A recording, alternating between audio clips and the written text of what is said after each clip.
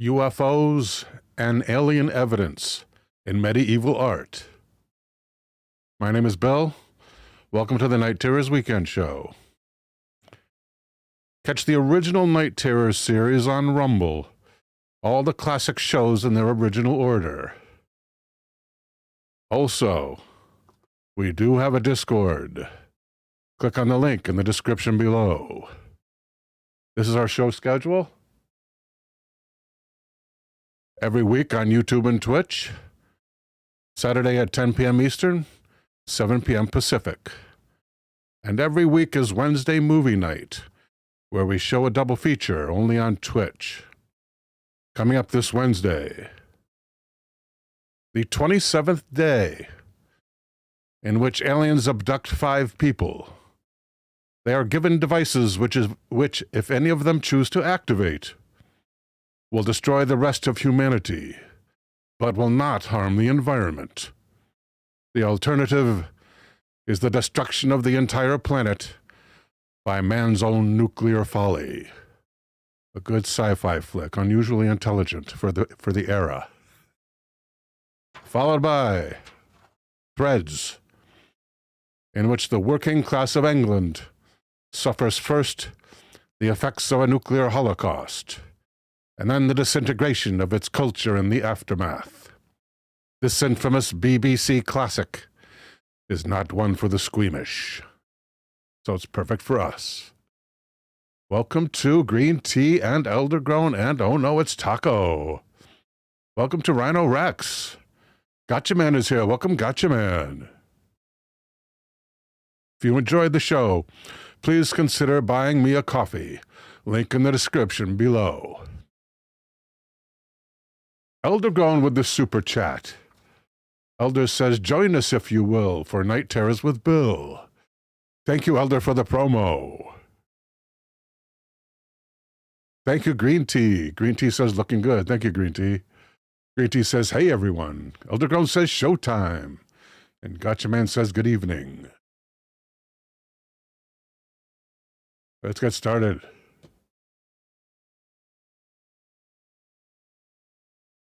Here at Ranker.com is an article by Liv Pasquarelli entitled Classical Paintings That Appear to Contain Depictions of UFOs. We're going to go completely medieval this evening. So we're going to skip by Utsurobune, the Japanese depiction of the UFO that landed just off the coast of Japan in 1835. We're going to skip all the cave paintings. David Bryce, good evening, sir. Let's start with Madonna with St. Giovanni, late 1400s. Domenico Ghirlandaio painted the Madonna with St. Giovannino in the 15th century during the height of the Renaissance in Italy. If you look closely in the background, you can see a man who appears to be a shepherd with his dog, observing an object in the sky. The dog seems to be barking at the strange object. We'll see soon. Green Tea wants to know, should I get my suit of armor?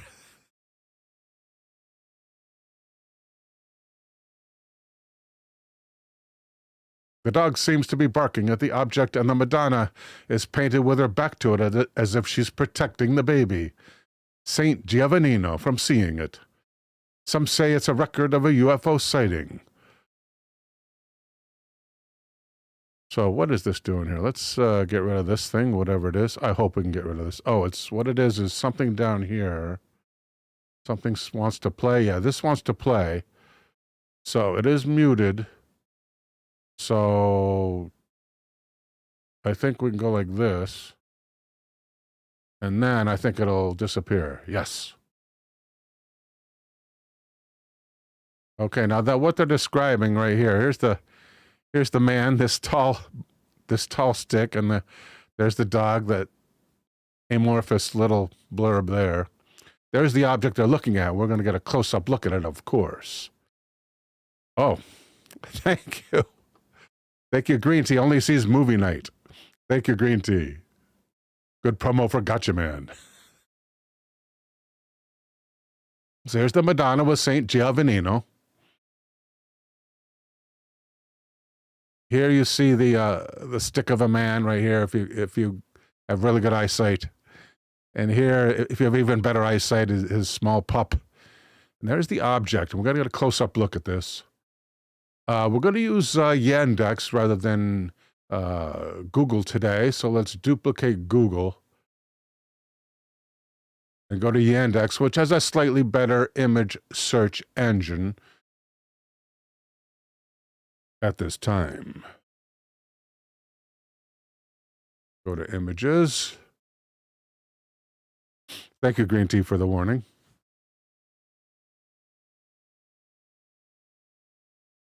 All right, so we want to get the name of that painting. The Madonna with St. Giovannino. Late 1400s. Middle Dark Ages, right? I forget my ChatGPT briefing from earlier. Okay.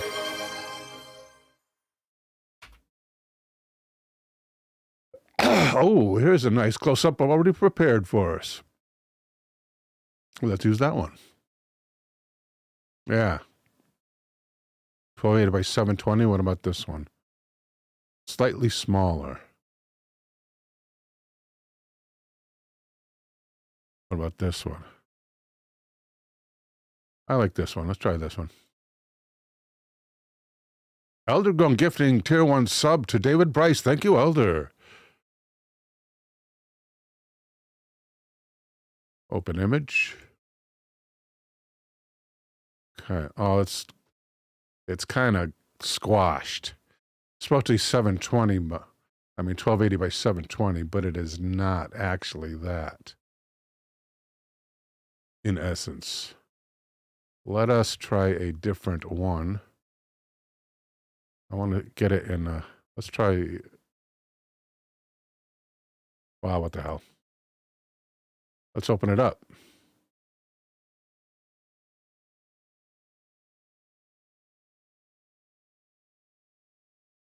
Okay, here you can see the man and his dog.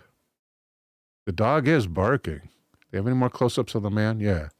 The dog is barking. Check it out over here. There's the dog. And there's the man looking up in the sky at the UFO. And there's a close-up of the UFO there. Classic saucer shape. It has what looks like an upper deck and a lower deck.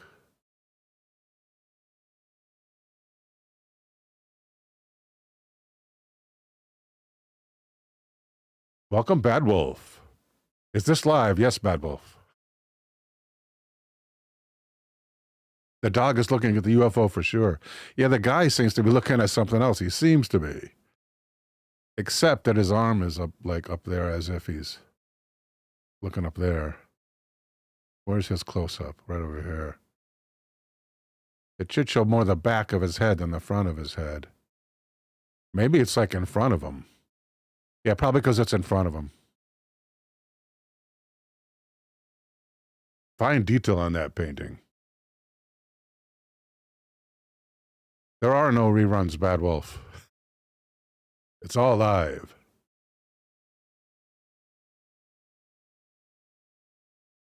Next up. Israel, put your hope in the Lord. Doesn't picture it. Huh. 17th century painting was found in a medieval church in Transylvania. The painting was made for the monastery church in the medieval citadel of Sigosora. It depicts a burning church surrounded by billowing smoke, with a strange flying saucer above it. It even seems to have a trail of exhaust. Following it, under the painting, the words scrawled in calligraphy read, a religious moniker. Gotchaman says, my debunk theory is that the painter sneezed. Too funny. G-Man. Thank you, sir. Elder Grown says both the dog and the man are looking at it. Thank you, Elder.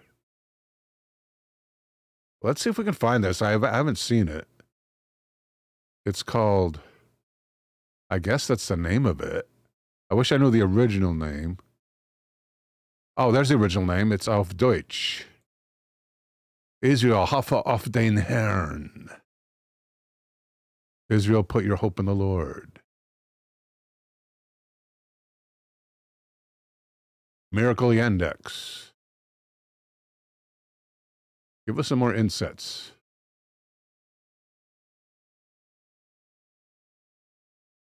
Indeed. So the whole thing, this looks like the... Wait, so that looks like it. I see the exhaust too, so that's it. Elder gone with a link. Thank you, Elder.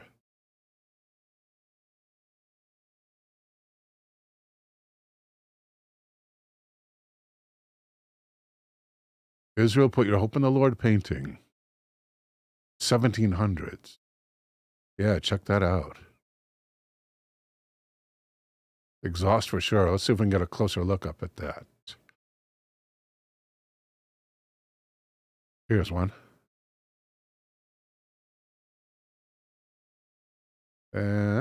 Open.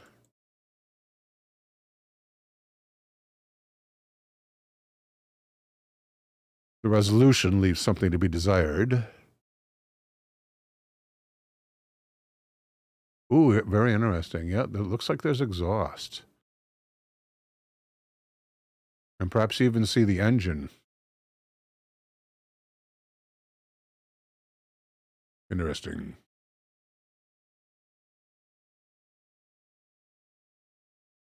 The baptism of Christ. That's quite an interesting one. That we probably will not need a close-up on. Fairly simplistic.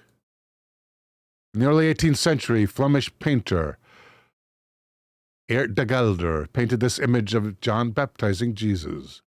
The painting depicts what looks like a flying saucer in the sky, beaming light towards Jesus and John. Some believe this is a reference to the Bible verse Matthew 3:16, immediately following the baptism. Others say that because Eert de Gelder was a prominent artist of his time, he depicted a UFO to prove not only the existence of extraterrestrials, but also that aliens were present during the baptism. We can't. They protected their pictures. Let's grab it then. We can't open it from this page, but that's okay. We have other methods.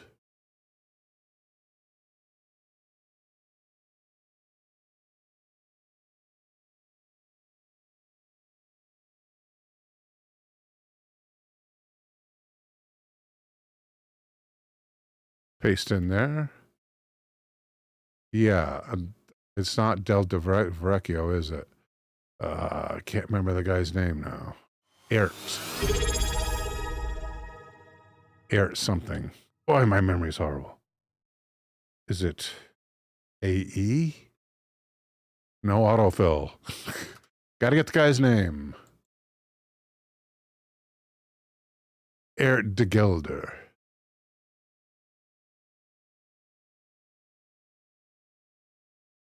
Because who knew there was more than one?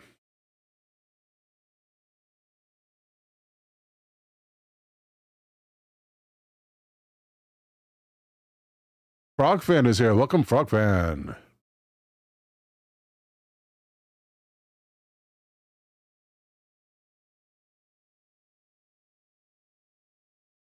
Okay, there it is. Let's get a look at the... That's kind of small.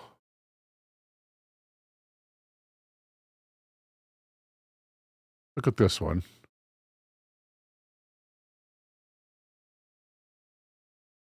See, there's the ship right there. Let's get a close-up look.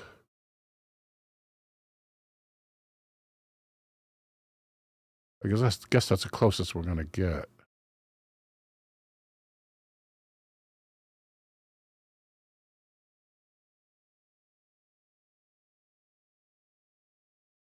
Oh, with 3 dots on the underside. I thought there was just 1. Wow. That's like a perfect saucer. Very interesting. Welcome, Derms Flicks and Agrius 414 says, hey, welcome Agrius and Derms. Or Derms Flicks. How could it be anything else? Next up. Here's one fairly easy to see, and that won't open in a new image, right? No, it will not. The Miracle of Snow. Not only depicting one saucer, but a whole fleet of them invading.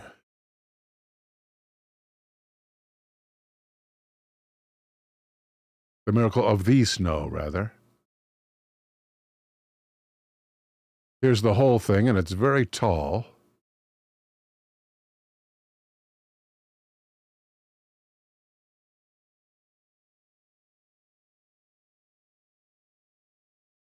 Here's a close-up of the saucers themselves.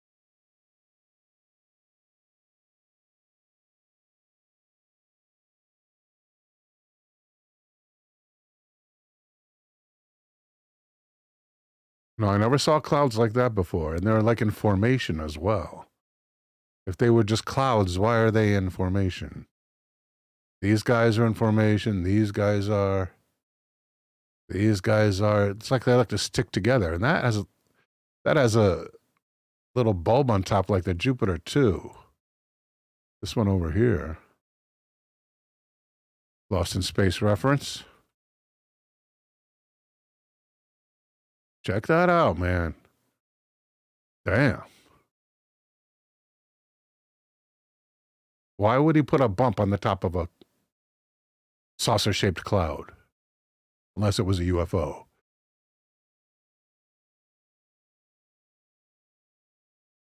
Definitely a flying saucer, in Bad Wolf's opinion. Elder says they painted real enough-looking buildings. He doubts that they screwed up the clouds.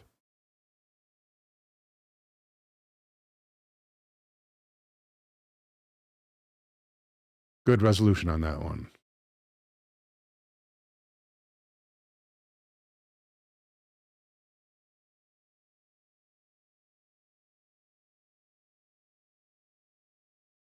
This is where?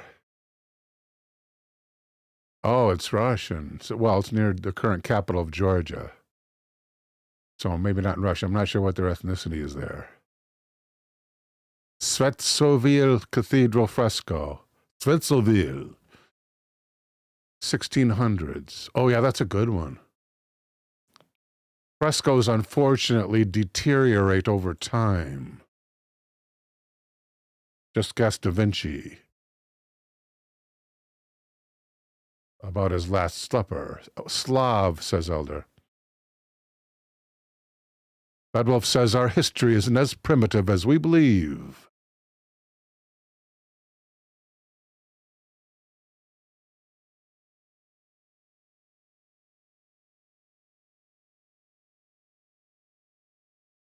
I'll get it eventually. Should be using this.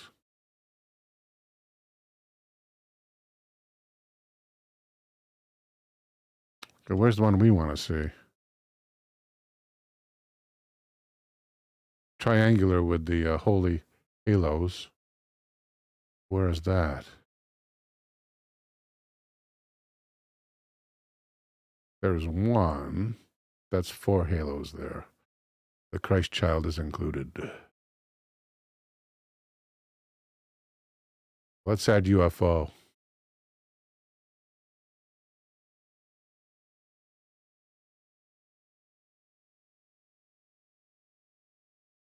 Aha. There's a fairly good contrast picture. I don't think we're going to get a close-up of the UFOs, which is regrettable. But that is has a high res, so we'll take a look at that one. And that is here. or here. Let's try this one. Oh yeah, that's quite voluminous. Oh yeah, very nice, very nice. One on this side with 3 propulsion engines. And one on this side with the same. One has an obvious pilot.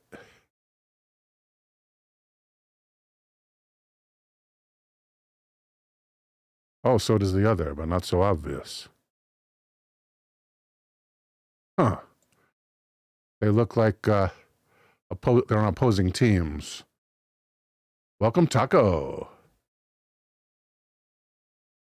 Agrius says, I wonder if a lot of this art was created by the artist hearing stories and interpreting them as best they could.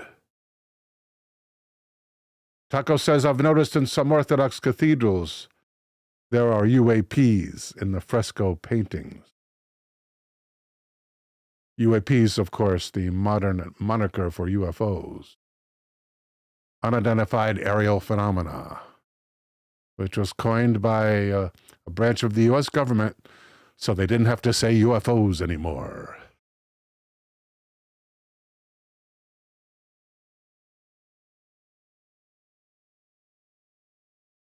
Bad Wolf says Jesus with a pair of 36 Bs. Is that an aircraft or some other reference? I hate to think. Thank you, Derms. Dermsflix says underrated channel. Thank you, Dermsflix.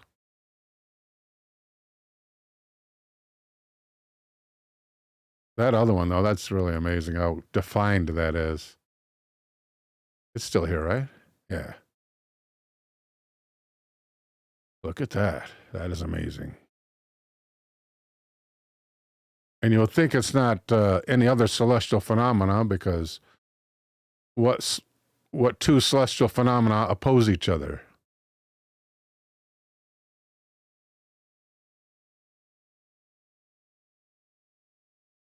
Next up.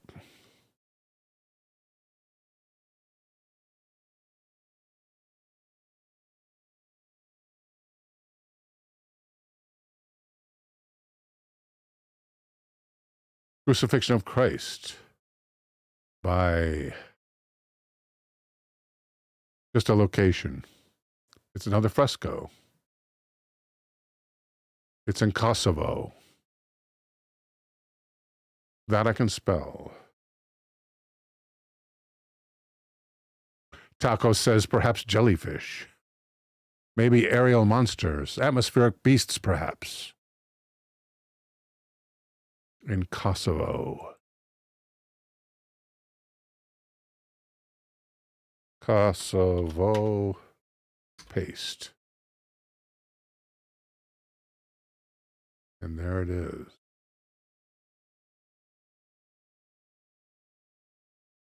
We need like a close-up.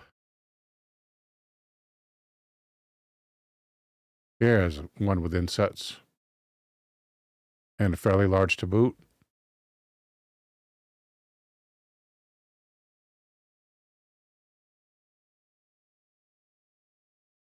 Here's another with pilot. With 2 pilots. One is chasing the other. You can see it here in the whole, in the image as a whole. This guy is chasing this guy on either side of the sky. Here's the close-up.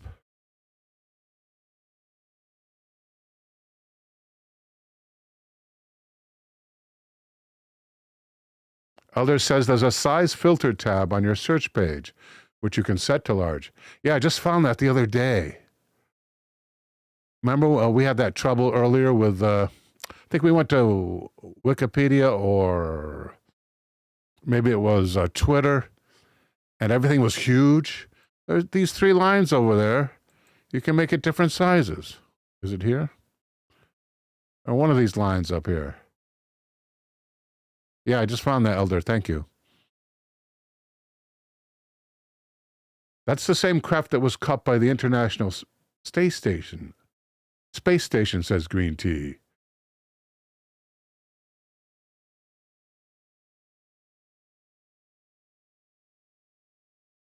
Well, that's a little large. There we go. There's the hunter. Evidently working controls. Why would they depict people working controls of the craft?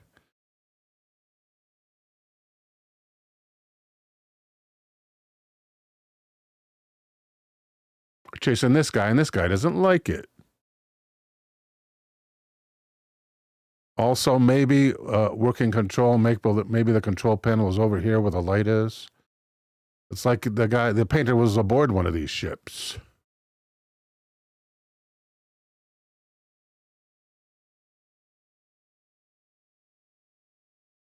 Elder says, try the web page. Let me see if I can find it. It's right. Where did it go? Is it,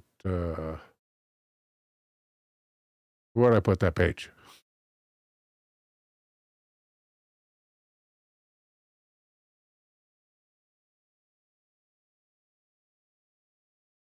I'm not finding it.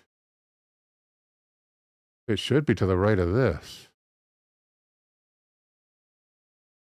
In your search page. Okay. I'm lost, Elder. What am I looking for on the search page?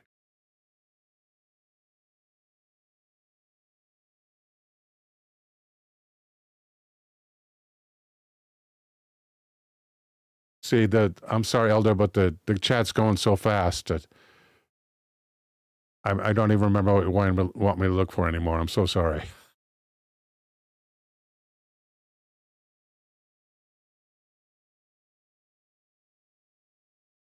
There's an interesting one.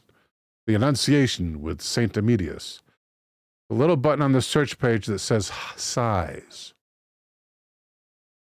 Okay.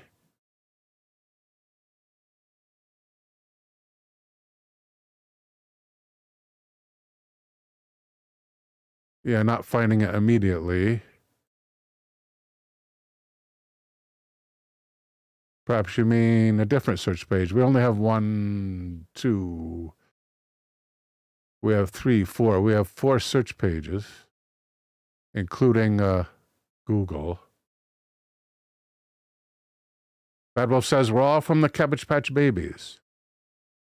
That's not your search page, says Elder. Oh, that's right. That's not the search page. Here's the first one. There's a settings. Here's the second one. Not seeing it. Maybe here? I'm so sorry, Elder. Elder says, there! So here?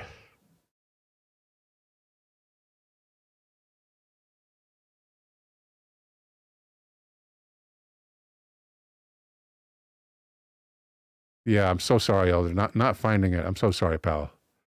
Type louder so Bill can hear you better. Okay, it's not that important, says Elder. Thank you, Elder. Elder lets me off the hook. Thank you, sir. Appreciate it. Big L1 has arrived. Big L1 says, depicting Enoch and Elijah from my understanding.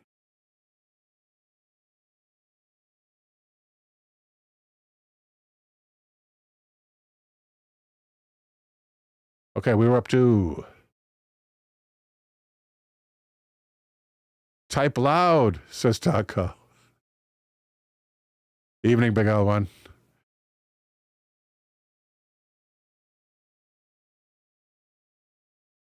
This is supposed to... this has no UFOs in it, but it's supposed to show an alien, supposedly.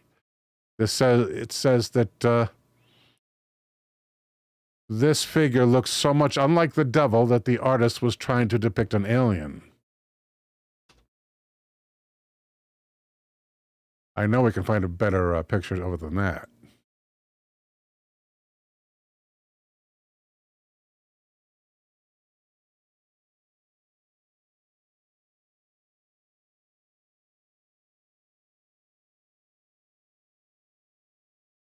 Saint Wolfgang and der Teufel. I think it's there. Elder says if Bill would wear his headphones, he would hear sound alerts, but he doesn't want to. Yeah, I'm so vain. I'm terribly vain. It's horrible. It's a big failing of mine. We want one where the guy's really green looking. Where is a nice green one?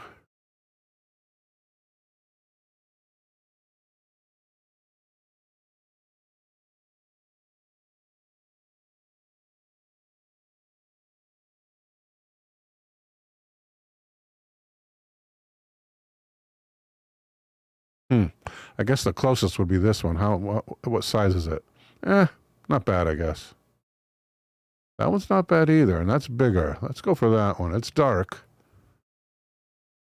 Let's go for the higher res.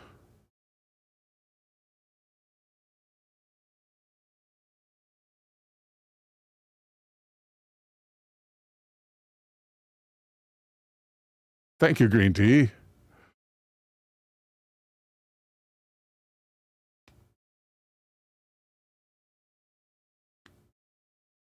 Oh, yeah, check out that res, man. Yeah, this is supposed to be an alien.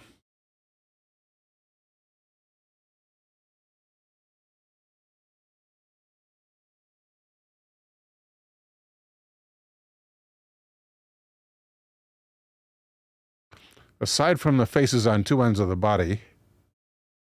Oh, you can't see the horns. Oh, well. But check out the ear. There's like hair coming out of it.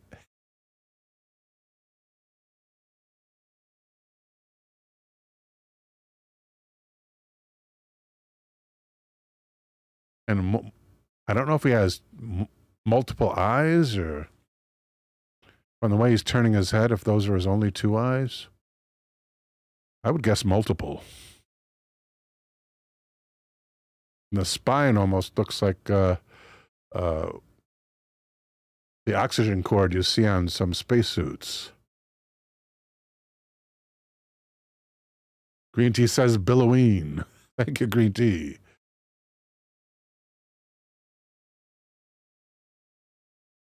Well, let's go at 33 minutes after the hour. Let's go to the next topic, shall we?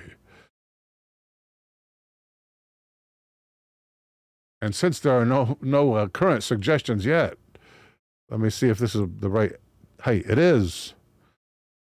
From Taco. Let's get rid of these aliens and UFOs first. So we want to go here. Boom, boom, boom, boom. And here.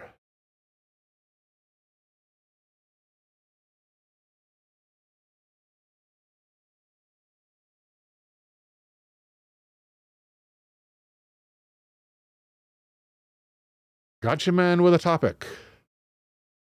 Fresh off the presses. At apnews.com. At a story by, they usually don't credit their writers, the AP. A story entitled Krakow's Fire-Spitting Dragon Sculpture Will Hold Its Breath for a Fuel-Saving Checkup. They're going to restore the statue in the caption. The iconic fire-spitting dragon of Krakow, in Poland, right? Is holding its breath for a checkup that is to determine why it's been consuming too much gas recently. Southern Poland, Wednesday, January 29, 2025, so 3 days ago, this photo was taken. Do they have like a closer up or no? That's all we're getting. So let's take a look at that one first.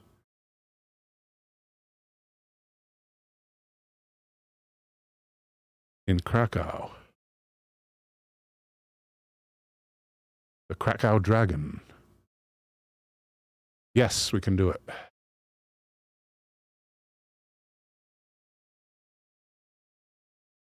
Oh, if fire... They use propane, evidently, to fuel the dragon. Did they say propane?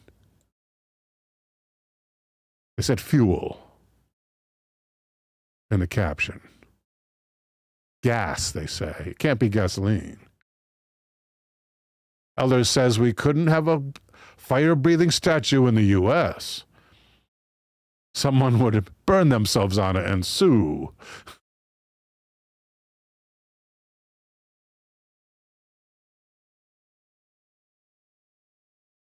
Why is this lady raising her hand to the statue?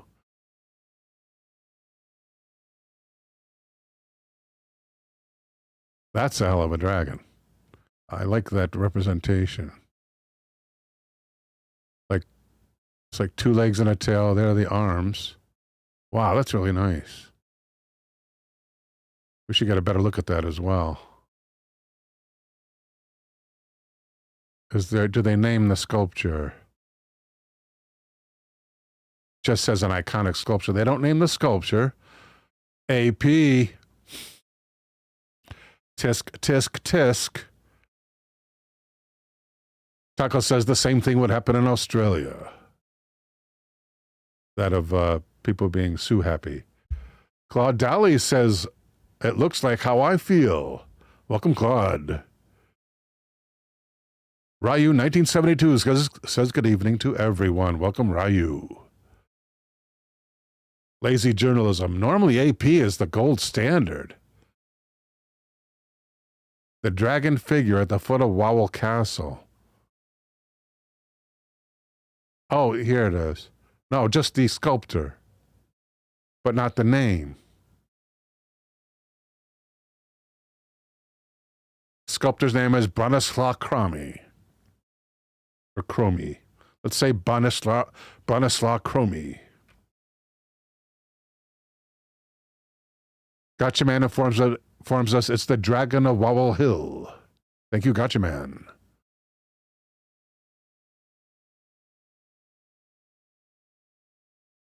Yeah, the AP is the gold standard. I'm really surprised they left out the name of the sculpture. Come on, guys.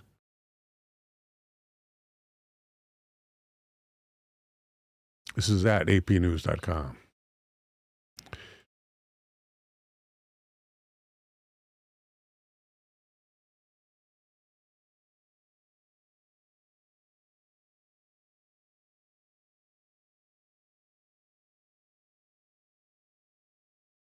Fairly large one there. Ooh, and there's with fire coming out.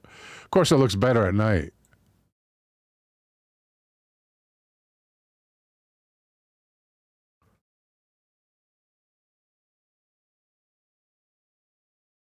Yeah, I like that sculpture.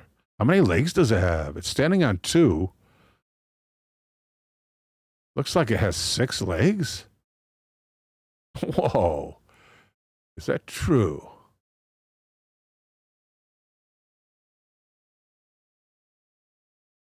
Yeah. It's got 6 legs and 3 toes on each foot.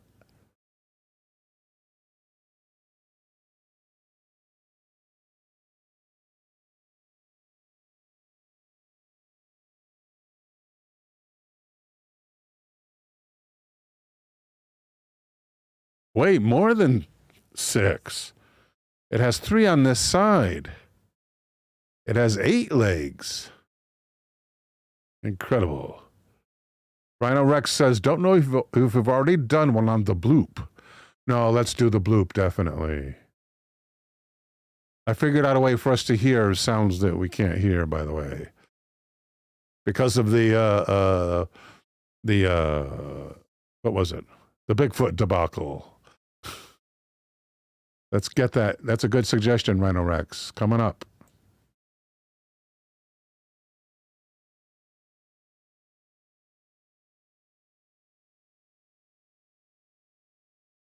Green Tea says it's a Spidersaurus. Thank you, Elder, for the topic. Yeah, I saw that earlier about the Lucille Ball and her dental fillings. That ought to be interesting. Thank you, Elder. Copy that.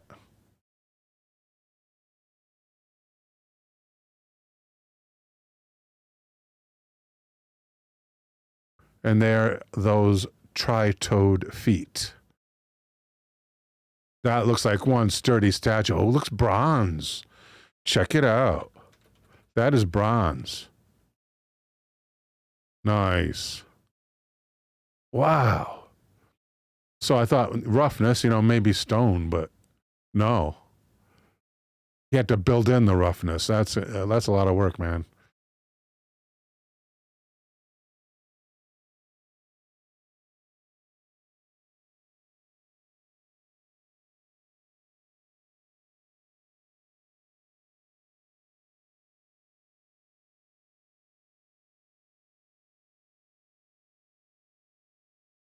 What about the story? I had the story a second ago. There it is. Starting this week, experts will check the gas feeds for the 6-meter, 19 feet, sculpture to find ways of reducing the dragon's energy bills. Maybe the price just went up. The dragon figure at the foot of Wawel Castle in the southern historic city of Krakow, Poland, is a major tourist attraction. Millions of visitors come each year to watch flames jutting from its snouts every 3 minutes. Now there's why they're paying a bundle for propane. Make it like Yellowstone. You have to wait there.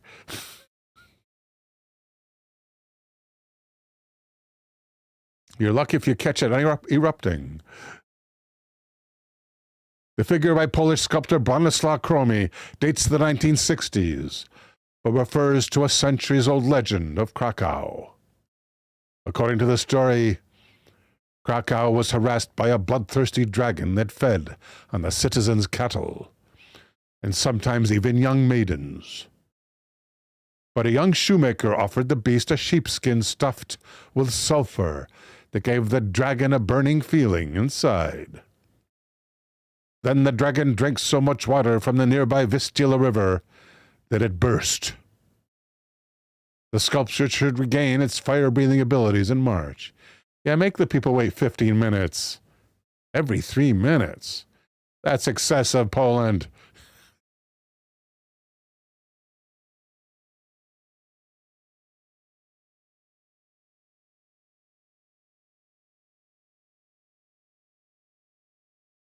Next up. The time is 43 after the hour. And we are going to check out a suggestion from Rhino Rex.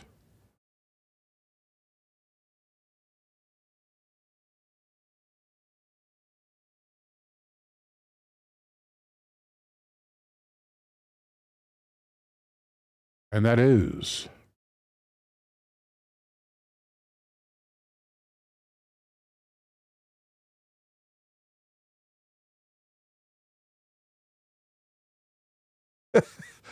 Elder says, your dragon explodes.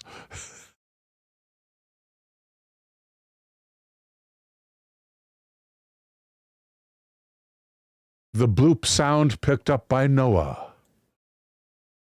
And Rhino Rex does not mean the guy in the whale. Noah the guy in the whale? No, that was another guy. Right? Jonah was in the whale. Noah and Jonah. They both end with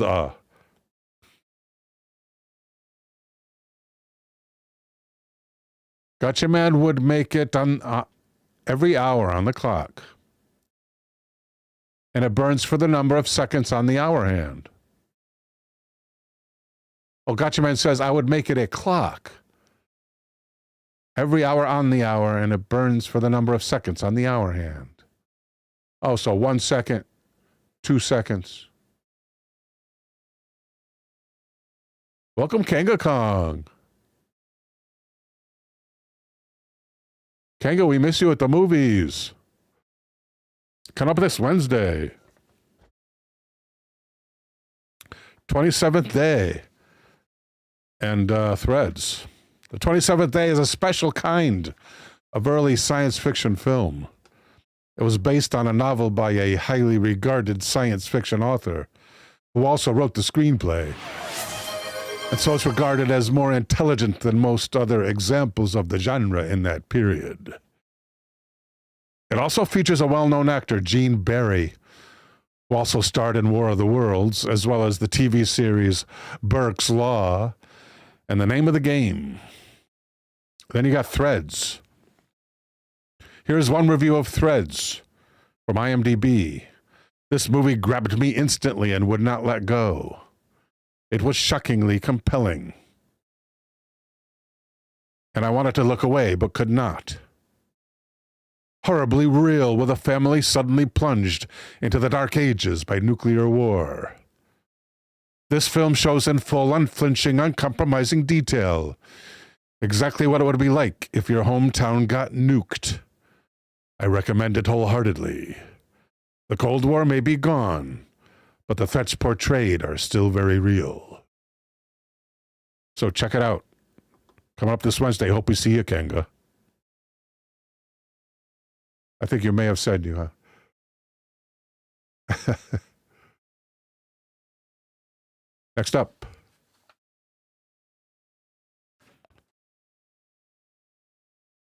At 46, let's say 47 minutes past the hour.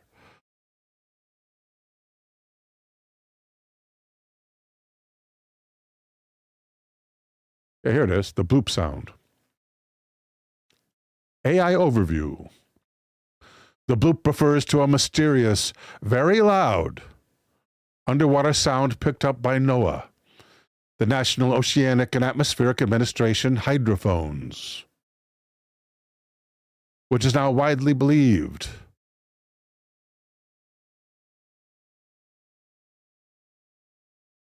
It's widely believed. Okay.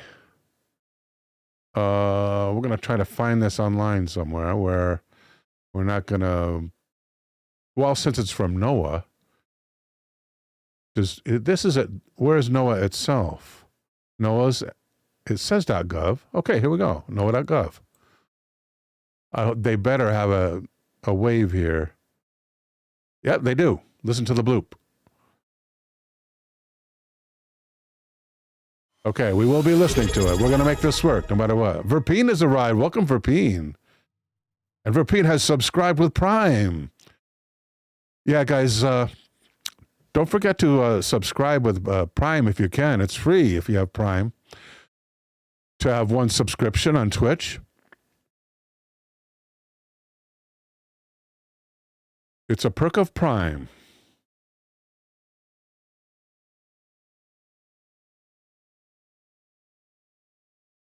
Eldergrown found wallpaper, evidently. The Bloop wallpapers. Thank you, Elder. One depicting maybe a crashing craft.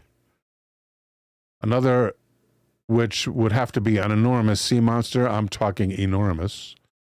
I'm talking mud fossil level large. Maybe this large, because that could be an aircraft, an aircraft carrier on the surface underneath. Another comparable size comparison here.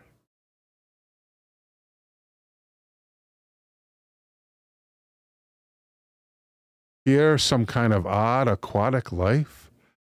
That almost looks like a shrimp up there. An enormous shrimp. That's an oxymoron. Kanga Kong says, I haven't participated because, I was really grieving over the passing of my dear best friend and service dog, Dutchie. He was almost 14, and I had him for 13 years. May God rest his soul, Kanga. Animals go to heaven. All dogs go to heaven.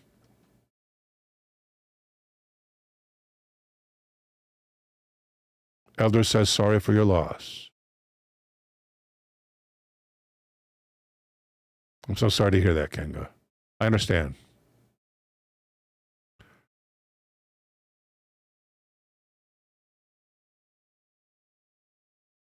Yeah, something more like this size. Ooh, I like how it has these weird crab-like tentacles near its feeding area. Pretty cool.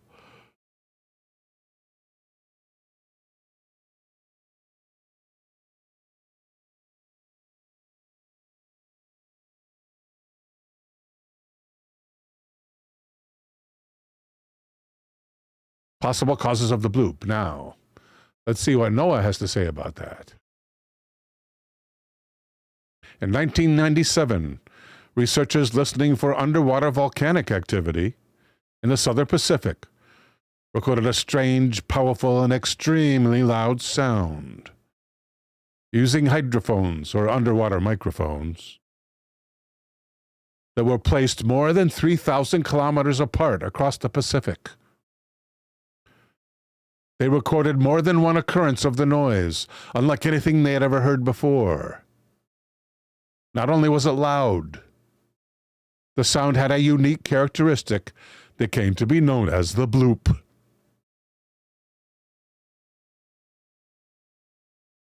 Scientists, of course, were eager to discover the sound's origin. But with about 95% of the ocean unexplored, theories abounded. Was the bloop from secret underwater military exercises? A ship engine? Fishing boat winches? It'd have to be a pretty large engine or fishing boat winch. A giant squid? A whale? Or some even larger sea creature unknown to science? As years passed, researchers continued to deploy hydrophones in an ongoing effort to identify this sound from the sea.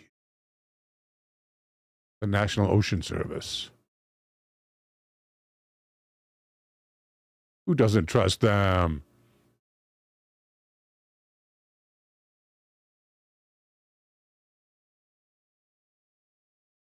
We don't need an ad. But we want to hear the bloop. Don't go away, Bill. Where's the bloop? I gotta hear this.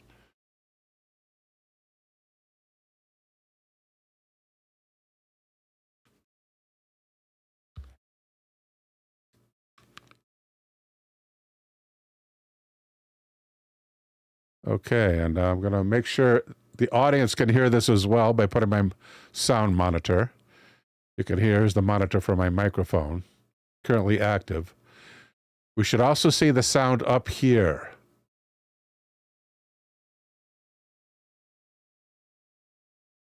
Looks like not. Looks like I lost it. Where'd it go? Where is it? It's right here. Here. Let's say we'll see it over here. God willing.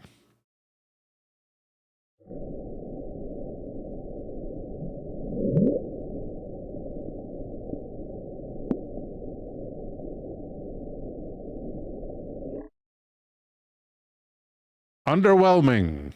But Gotchaman says, I hear it.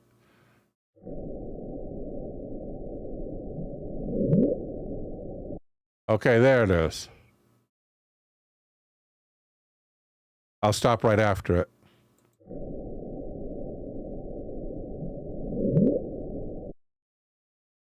Yeah.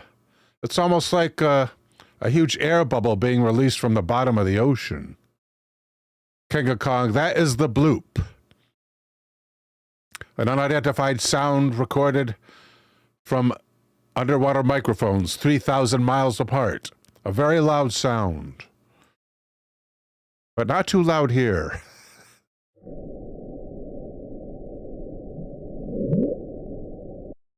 That's the bloop. It is sped up 16 times, though. I did not know that. Thank you, Elder. This being sped up. I wonder how they ever found it. If that was 16 times slower, I don't know if I ever would have realized. Of course, they have those graphs that with those they have those what do you call them? Seismic meters with the pens that draw like that. So the pens were probably going up like this.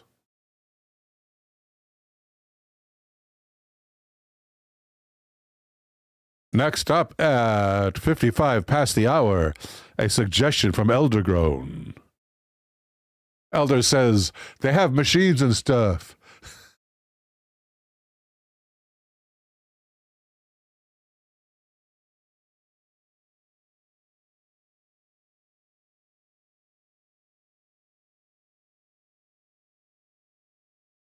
Next up is from Elder.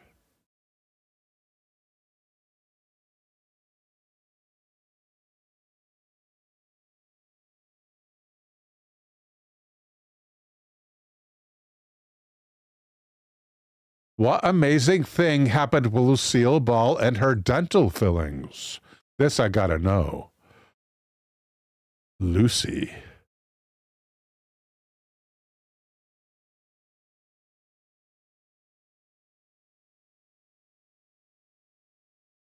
Bradford Family Dentistry.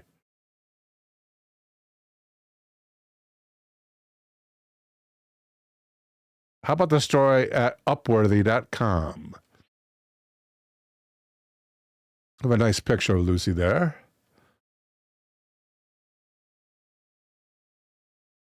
In a story by Jacqueline Wetzel, Lucille Ball reveals how her dental fillings exposed hidden Japanese spies during the Second World War.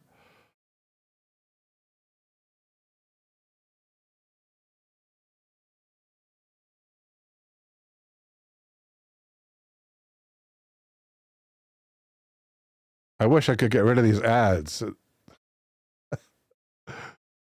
Another topic from Verpine. Thank you, topic. Thank you for taking topic. Thank you, Verpine.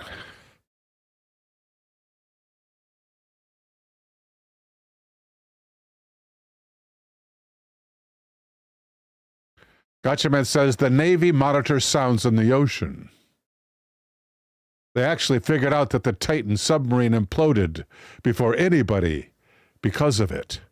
They heard it. Thank you, Gotchaman. And the author begins. The authoress. Lucille Ball is a comedy icon that has always had a way of telling stories. She was ahead of her time on many things and was not afraid to let people know her thoughts. But her delivery was almost always comedic, even when she was being serious. It's like the jokes softened the edges of her serious musings. Watching her old videos helped to showcase this unique talent. And recently, one of her interviews resurfaced where she mentions her temporary fillings picked up on the radio signal.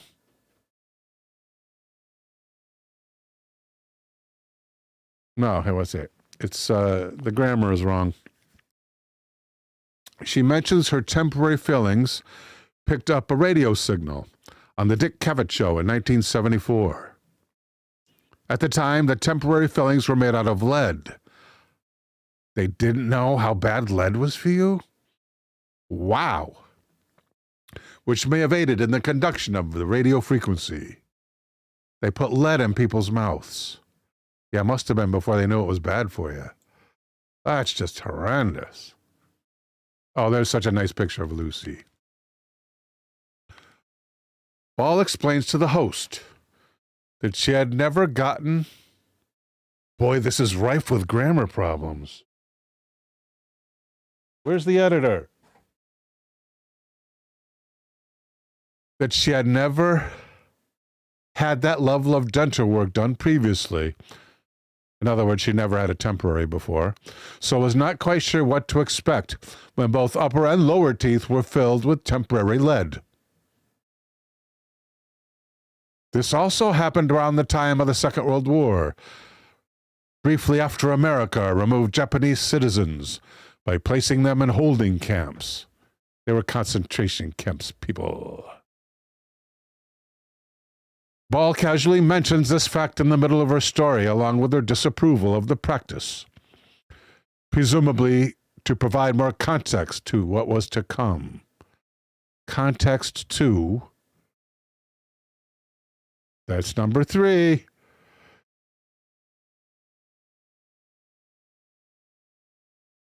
Kenga Kong says they did a Partridge Family episode based on this phenomenon. Lori gets radio signals through her braces or fillings. Cool. Thank you, Kenga. Larry Sharp has arrived. Larry says, hey, everyone. Happy Saturday. Welcome to Larry.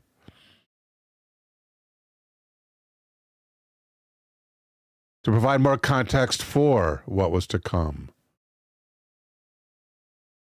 2, you definitely would not use 2. This particular night, it was about 1:15. Why did they say this is a quote from her?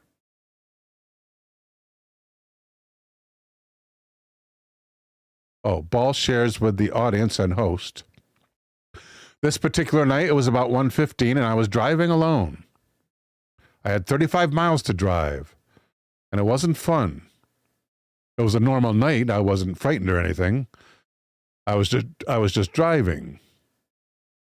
Ball shares with the audience and host. After checking around to see if the music... Oh, this is part of the story. Great. The headlines are part of the story. Part of the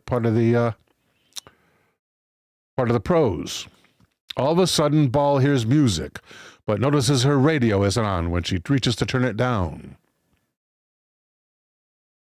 After checking around to see if the music could be coming from another car or somewhere outside, she realizes, as the music keeps getting louder, that it's coming from her mouth.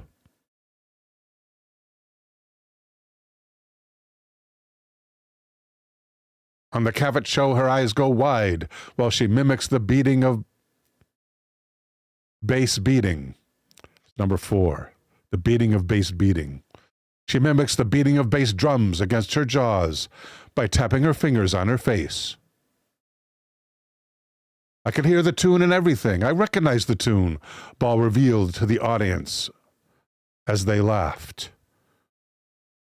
As she continued driving, the tune faded in and out until she could no longer hear it. But the next day, when explaining her experience to a co-worker, he tells her that she drove by the radio stations and her fillings picked it up.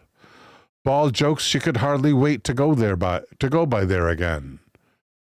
Well, there's some compensation for being poisoned by lead, I guess.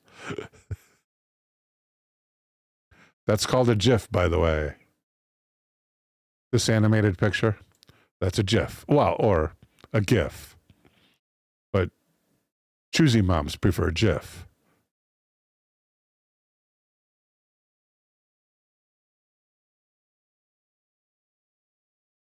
But that was not the only time she picked up something she shouldn't have, while those temporary fillings were in her teeth. Several days later, while waiting for her permanent dental work to be completed, she was driving near her home and picked up what sounded like Morse code. This time, instead of continuing to drive, she backed up so she could hear it more clearly. What if Lucy knew Morse? Eldergrown says, I don't know if I know we don't debunk, but I can't... No, good call, Elder. Thank you for the comment.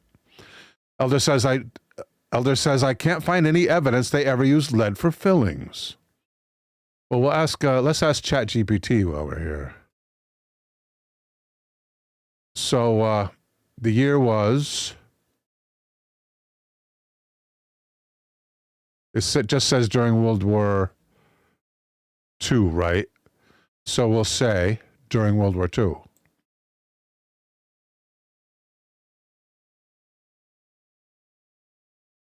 During World War II in the USA,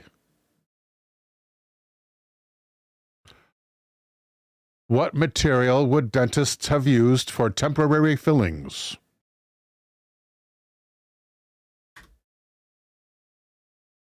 So we're asking AI. Zinc oxide eugenol, or eugenol. Zinc oxide eugenol. This material was favored because it was easy to manipulate, provided a good seal, and had soothing properties due to the eugenol, derived from clove oil, which helped reduce both tooth sensitivity and pain. Other materials that might have been used during that time include gutta percha, a natural latex used in dentistry, especially for root canals, Cavit, Dick Cavett Show, an early form of pre-mixed temporary filling material introduced around that era, becoming more widespread post-war, and dental cements such as zinc phosphate cement.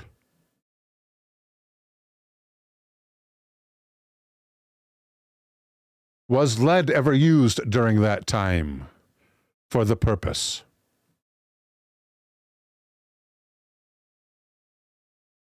I misspelled lead. No, lead was not used for dental fillings. Way to go, Elder. Either temporary or permanent.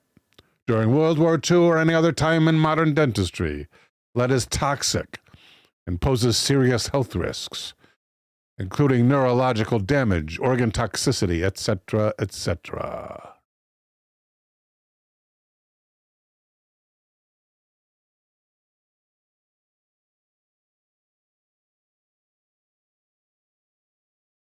Lucy said,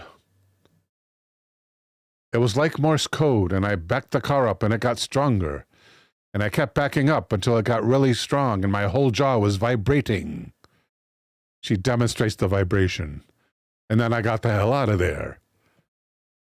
And then she actually said hell. Lucy. Thank you, Rhino Rex.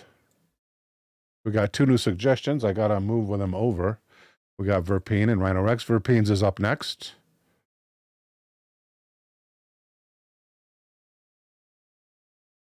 Oh, the scandal, says Elder.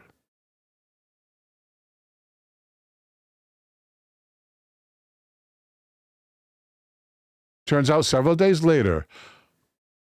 Wait a second. And then I got the hell out of there.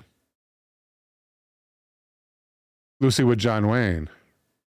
Telling him a thing or two, I bet. Ball went back to work on the next day at MGM, where she informed the security office of what she heard. The authorities must have been called because Ball says shortly after her informing the security office, they found an underground Japanese transmitting radio station. The actress doesn't share any further details on what happens in the clip, though the jury is out on if the events actually happened the way she described. Why wouldn't they have? And where's there any room for, where's the room for discrepancy? Many people have tried to verify this, with Mythbusters claiming they debunked it, as they were unable to reproduce the results, while Snopes says it is undetermined. And I trust Snopes more than I trust Mythbusters. Bedford Family Dentistry, located in California, dove into this story, citing other instances when this has happened, while also getting information from an expert. Yeah, that never would have made it to the press at the time. They would have kept that hush-hush during the war. Another GIF. A classic GIF. A radio receiver is made up of an antenna. Robert Hunsucker, a professor at the Geophysical Institute at the University of Alaska Fairbanks, explains to the dental office. What? What dental office? A radio receiver is made up of an antenna, a detector to convert radio wave to an audio signal, a transducer, which is anything that acts like a speaker. In very rare cases, a person's mouth can act as the receiver, and their body acts as the antenna. A metallic filling can act as a semiconductor that detects the audio signal. That would be radio signal. 5. Did I go to 5 already? Are we at 6 yet? This article is a bit garbage. Says Elder Crone. Yes, it is. What is up with Upworthy.com? I mean, is it like a place where anybody can write, like beforeitsnews.com? Taoist viewer has arrived. Welcome, Tao. Taoist viewer agrees. Yes, Mythbusters was a little sus. And Jennifer Hart is here. Welcome, Jennifer. Jennifer reminds us George Washington had lead poisoning from his teeth. Ooh, Jennifer. That begs an AI check.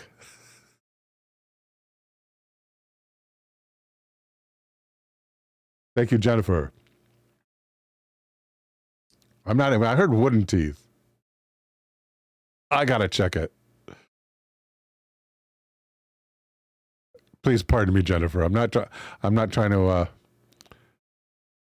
dump on you.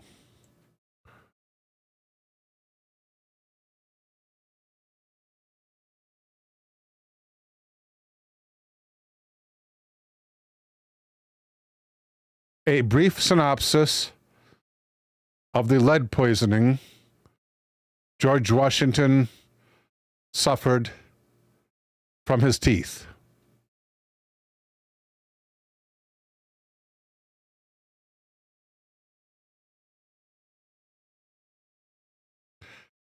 It's true. George Washington suffered from significant dental issues throughout his life, leading to the loss of all his teeth by the time he became president. To address this, he used several sets of dentures made from materials such as gold, lead, elephant ivory, and possibly human teeth. No mention of wooden teeth. I always heard wooden. Wow. Oh, it's still, the dragon is still copying my words. We don't need that.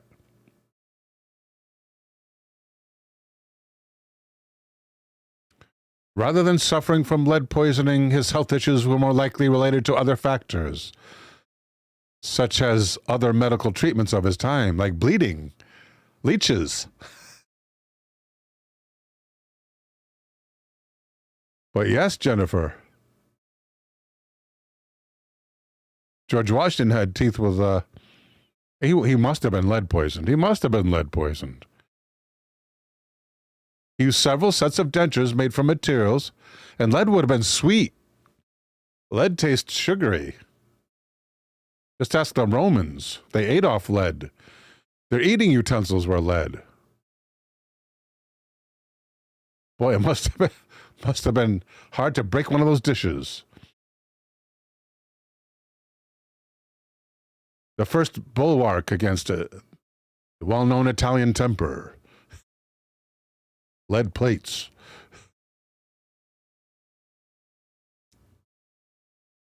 Following up.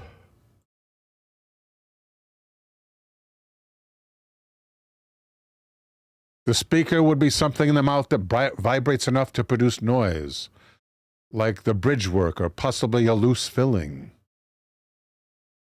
Well, what about, I don't think you need a loose filling. If it's against your bone and it's vibrating, you're going to pick it up through the bone, right?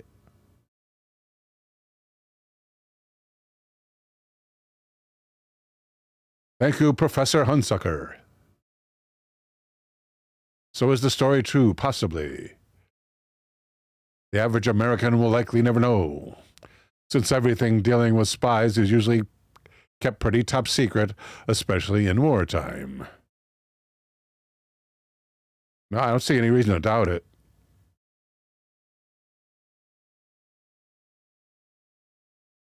Rhino Rex says, man, could you imagine being hit by a thrown dish if it was made of lead?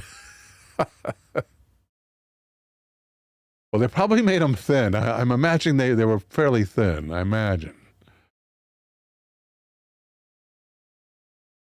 Elderphone says there are microphone headsets that place the mic against your jaw.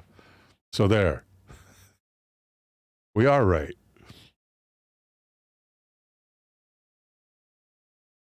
Thank you, Taoist viewer.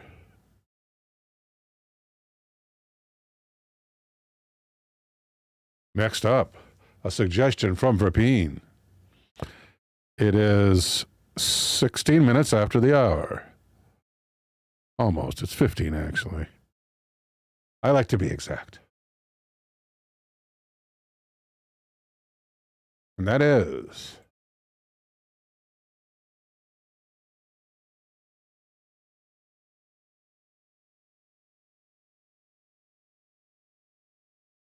Nelly Butler, America's First Ghost. Thank you, V.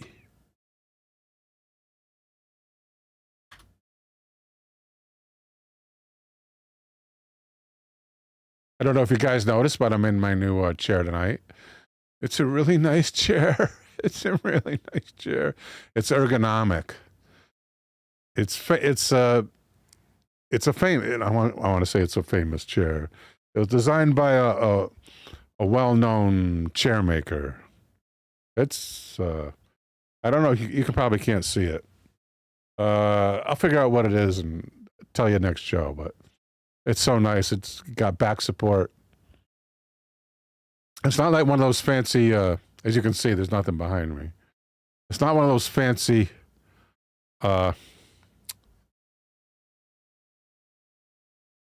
Podcast chairs or live streaming chairs that envelop your whole body. It's just like a stacking chair almost. I used to know the name by heart. It's not a Garner, Kanga, but Garners are great. I should invert it and take a look, right? You guys could see it too. It's on the bottom what it is. It slides too.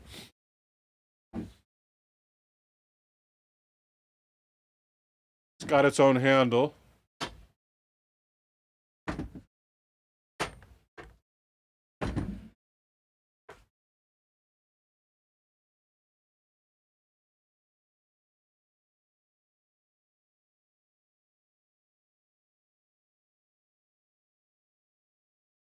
It's a Herman Miller.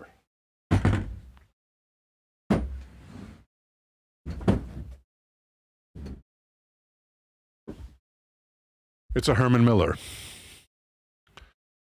Okay.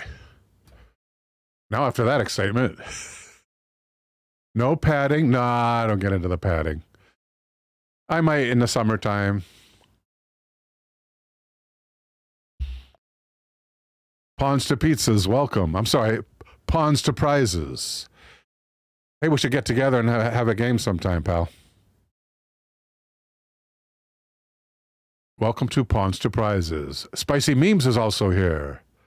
Spicy Memes says, I've encountered aliens before. Do tell, Spicy Memes.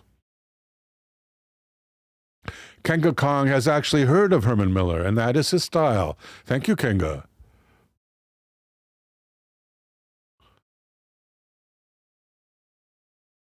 Green Tea wants to know, what is a bone phone? That's, Elder was talking about, it's like something that conducts sound directly to your bones, I guess. The Haunting of Nelly Butler. America's First Ghost. And it's here at AmericanGhostWalks.com that we find a story by Mike Huberty.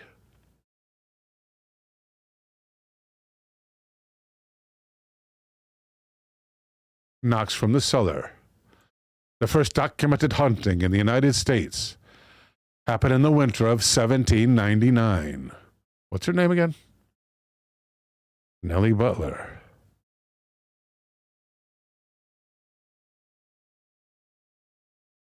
Whoa, Nelly. King of Kong says, the Flintstones use bone phones.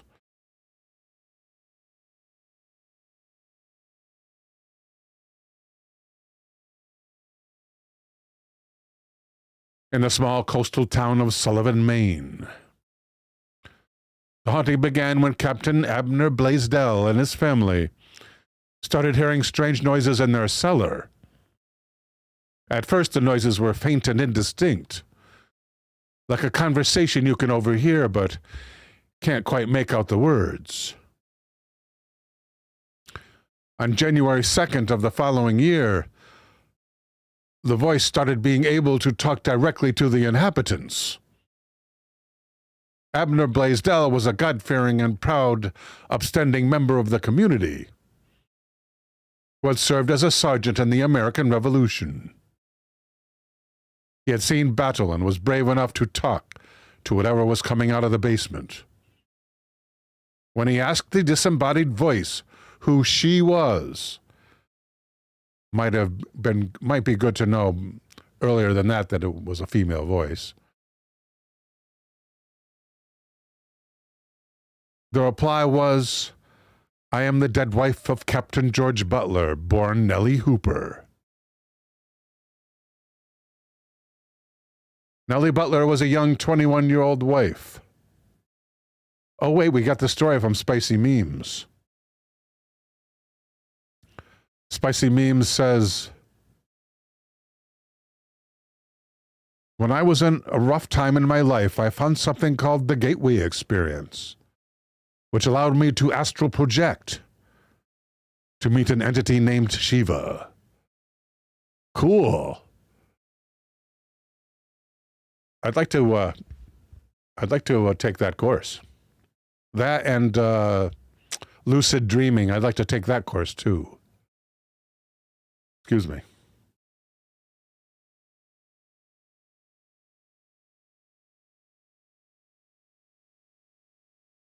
Nelly Butler was a young 21-year-old wife who had passed away 3 years earlier in a tragic childbirth.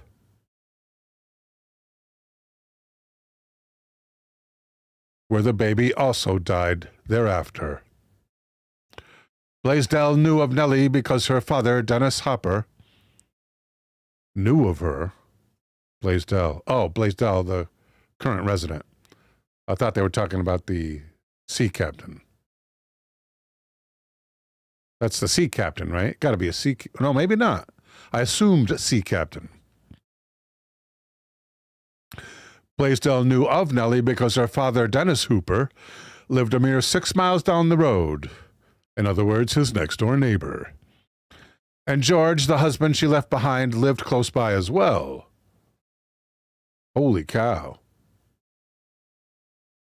The spirits started communicating with the entire family, with younger daughter Lydia often hearing knocks for several minutes before the voices started calling them down to the basement to talk. Like a classic poltergeist story,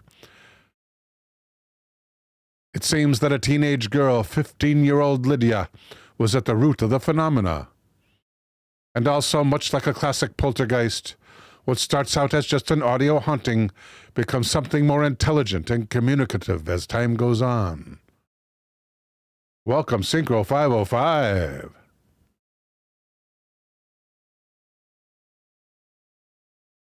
It seems that Nelly Butler wanted to talk to her father and former husband.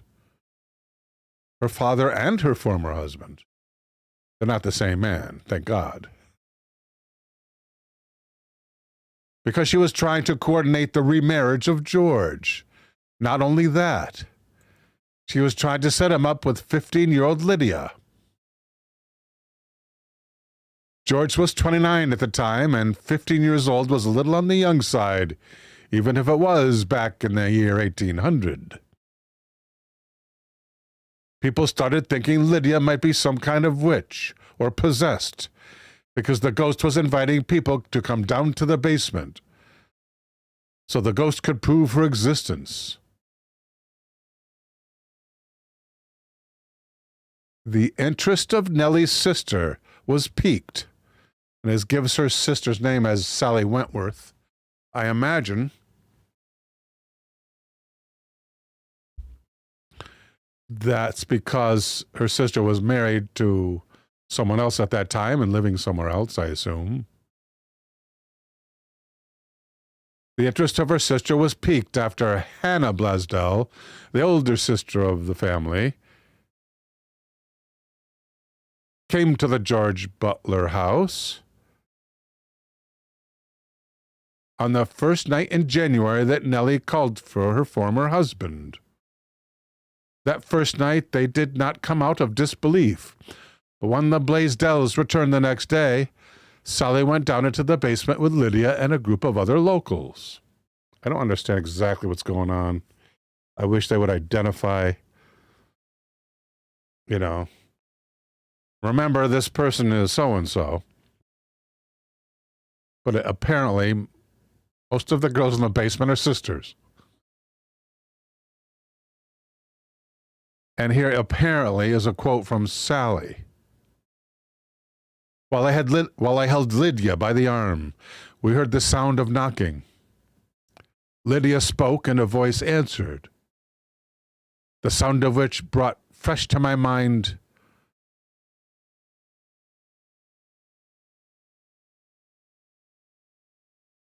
a creature which breathed.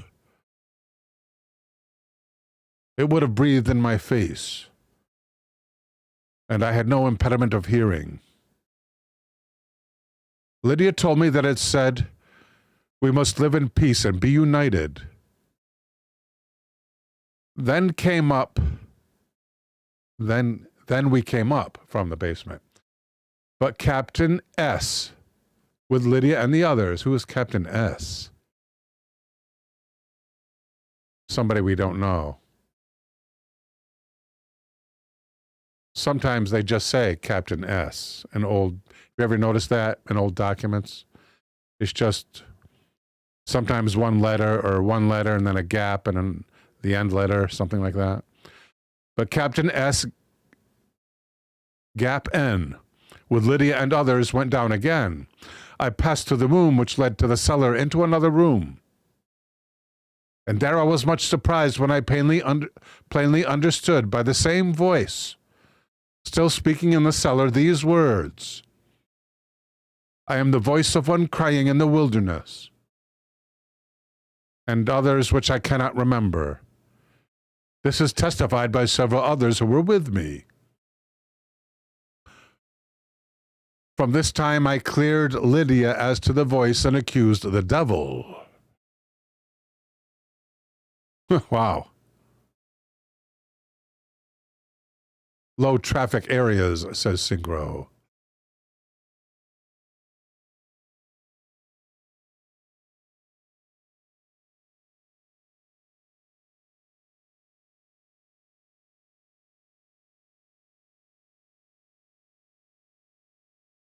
Dozens of witnesses. Nelly's sister's testimony, along with 30 others, was collected a couple of decades later by the Reverend Abraham Cummings. Elder with the link. Thank you, Elder. Captain N. Good example, Elder. And they said all those hours of video games would amount to nothing.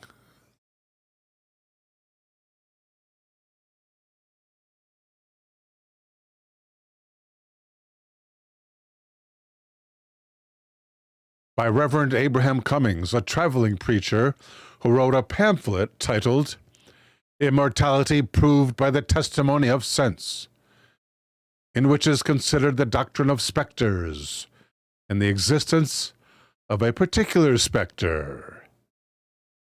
Indeed, George Butler, the widower, became convinced that he is in Cummings' book as well. Book, you mean pamphlet. When I was called to, and I guess this is testimony from George Butler. When I was called to talk with this voice, I asked, who are you? It answered, I was once your wife. The voice asked me, do you remember that I told you when I was alive? Do you not remember that I told you when I was alive? I answered, I do not really know what you mean. The voice said, do you not remember I told you I did not think I should live long with you? Meaning would, meaning a prediction. Because they said should as opposed to would back then. I told you that if you were to leave me, I should never wish to change my condition. But that if I was to leave you, I could not blame you if you did. This did pass between me and my first wife, while she was alive, and there was no living person within hearing, but she and myself, and I am sure that this was never revealed to any person, and no living person could have told it to me before did the voice. This is quite the chronicle.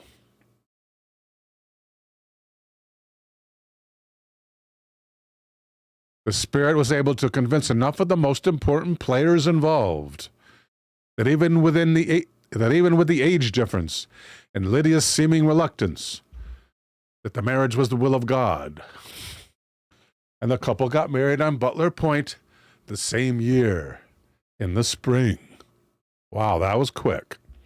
But according to Abner Blaisdell, they received some ominous news from Nelly the day after. To Captain Butler, the specter said, "Be kind to your wife, for she will not be with you long. She will have but one child and then die." Isn't that what happened to his first wife? Was it their only child, did it say?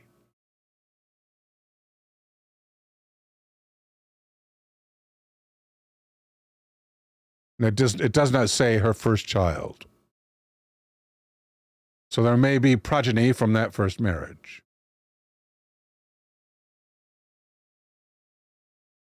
The specter's augury meaning the prediction of the ghost, made many of the townspeople believe that the prophecy was an ominous curse.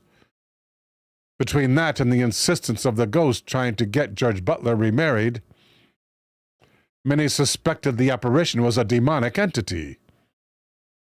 Others claimed the haunting was a trick and accused the Blaisdell family. In August of 1800, this is May, June, July, August, 3 months after the marriage, it started manifesting itself to more and more people. It began to manifest outside the basement, and with more religious intensity. According to the testimony of Doubting Thomas Huron. In the evening there was a knocking round the house, but nothing spake. We all concluded there would be nothing said or seen. The next morning, about daybreak, there seemed to be knockings round the house, and in chamber, and round my bed. We immediately got up, and going down, I took a candle, lit it, and went into the cellar alone, examining if there was no one there to deceive us. I could not see anybody, and I came back. Mr. Blaisdell, with all in the house, went down cellar. We heard a knocking. Someone spake in the name of God and asked what she wanted. She asked if we wanted to know who she was. We answered yes. She told us she was once N.B., Nelly Butler. She then said to me, "You have often said that I am a devil or a witch." I then asked her if she was from God of heaven or from misery. She answered, "I am from above, praising God and the Lamb." Then she told us she had come to warn us from sin, and then if there was not a change before the soul left the body, we should be forever miserable. Then she told us the danger a sinner was in out of Christ, and told us that she should rise in the day of judgment against us, that she would rise. I told her I had a great desire that she should appear, and then she appeared to us all who had a desire to see her. Wow! Could it be that civilization itself somehow alters the appearance of ghosts? Like Schrodinger's cat.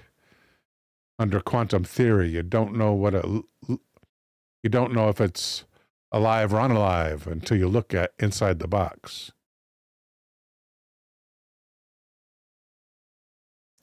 Oh, it gives a description of the appearance. She appeared like a person who was wrapped in a white sheet, appearing and disappearing several times. It was near sunrise at this time. She then told us that was the day that Christ rose from the dead, and it was God's precious time and must be kept unto him. Lydia was not in the cellar while the foregoing talk was. The spirit asked me if I would not clear Lydia. I answered I would, for it was not she who talked. Elder Gomes says the act of observing closes the wave function. Thank you, Elder.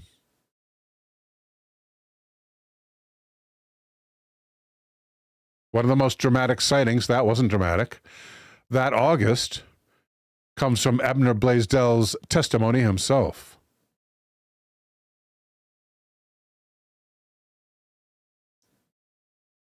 We placed ourselves in order, according to the direction of the spectre, and a white appearance, very small at first, rose before me and grew to a personal stature and form.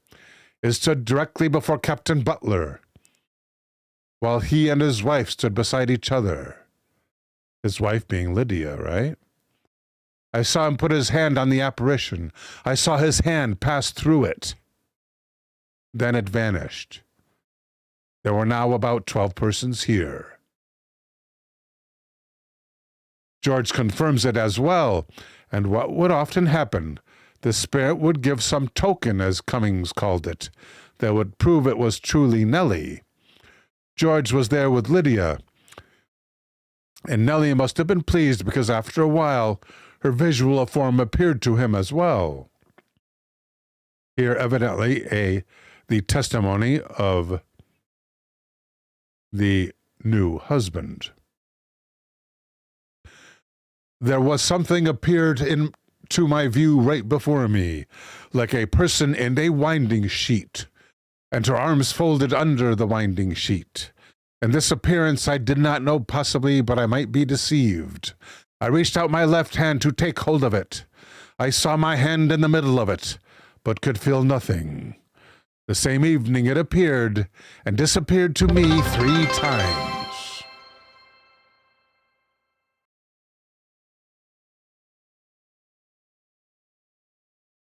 Oh no, it's Taco. Thank you for the diamonds.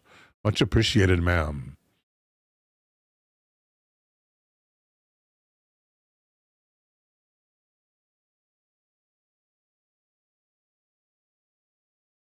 The last time the ghost manifested was the middle of August. So it didn't quite last a year, I guess. Yeah, it didn't quite last a year. Maybe about 9 months. 48 people followed the ghost from the Blaisdell house to a neighbor's house, because the spirit wanted to show the skeptic that it was not confined to the basement. Once it proved its presence to the doubters, it appeared to the crowd in a field and vanished for the last time, just as mysteriously as it had appeared. While the ghost of Nelly may have disappeared, her tragic prophecy for the fate of Lydia proved heartbreakingly true only 10 months later.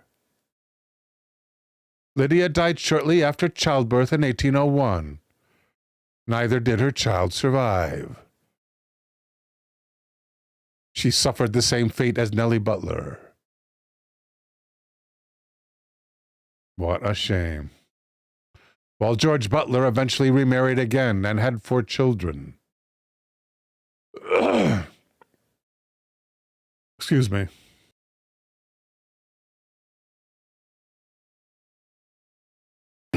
Coffee, coffee, coffee, coffee.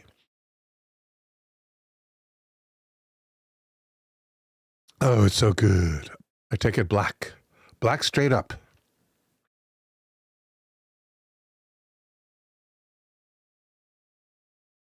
Oh, yeah. Excuse me.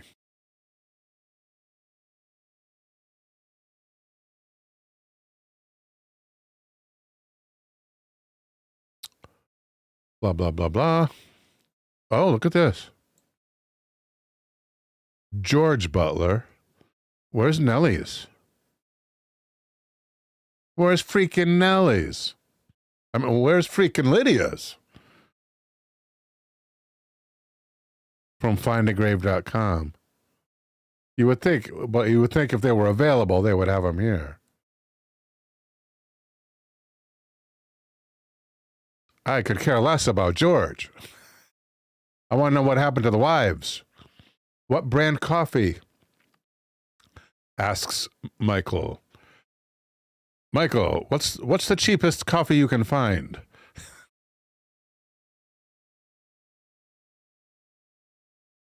Green Tea says maybe Mr. Butler didn't want to take care of an infant by himself. Folgers. Yeah, I've seen Folgers pass through here at times. Yes, I have. Also, Great Value, which is the Walmart brand. Whatever is the lowest dollar amount.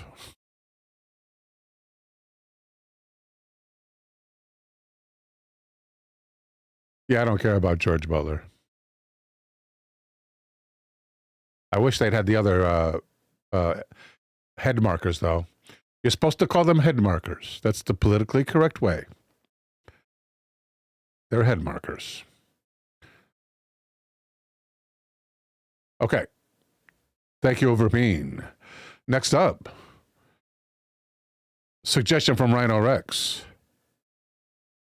It is 42 minutes after the hour. And Rhino Rex suggests, let's get rid of the captain here. Thank you, Elder. And go back to the search engine. And Rhino Rex suggests celebrity spirits. Celebrity ghost stories. That ought to be good, yeah. Good idea, Rhino Rex.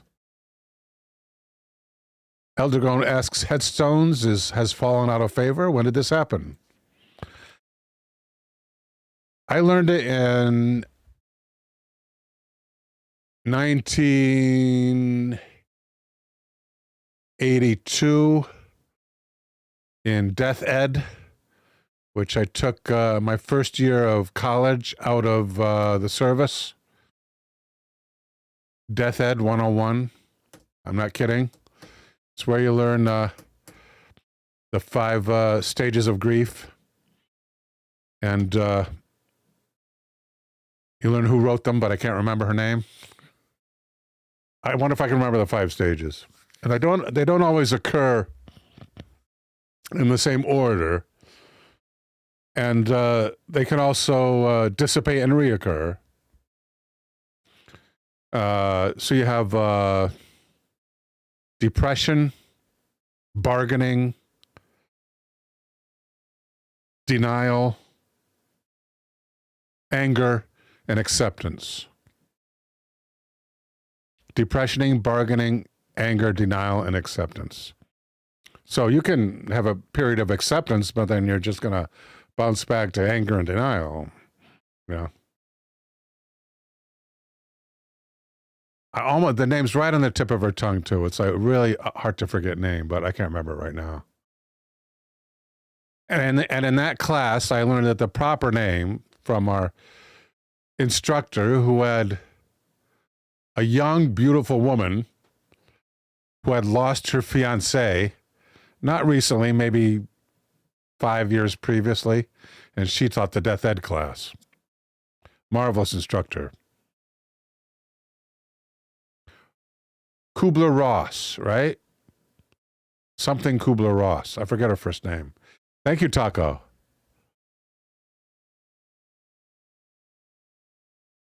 Elizabeth? Not Elizabeth. Something Kubler-Ross. It is Elizabeth. Green Tea confirms. Elizabeth Kubler-Ross wrote those, came up with those.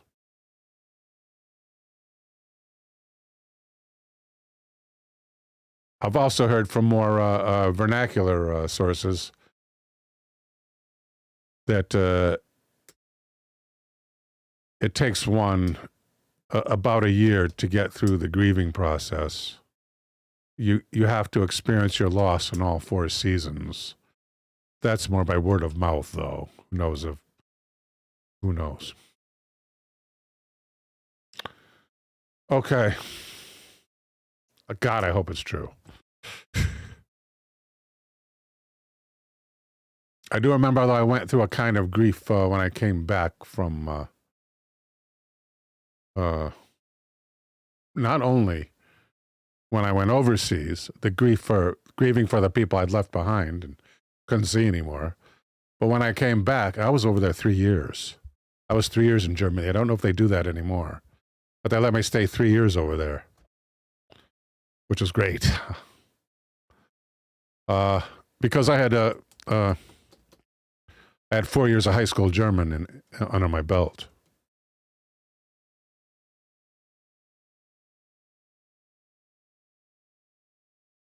We're going to see celebrity ghost stories. Let's do it. That's starting at 46 instead of 42. Make a note of that. It's 46 after the hour, people.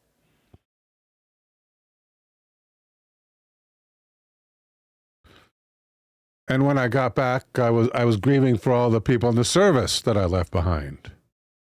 And one of the ways you know, first when I was overseas, I thought I would see people like my mother or my father. I thought I would see them like walking down the street. That's one of the ways you know you're in grief. And the same thing happened to me when I came back home.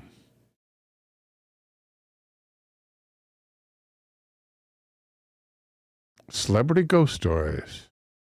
Watch them. We can't do that. Oh, it's also an American paranormal reality television series that debuted 16 years ago. I wonder if it's still on. Celebrity Ghost Stories.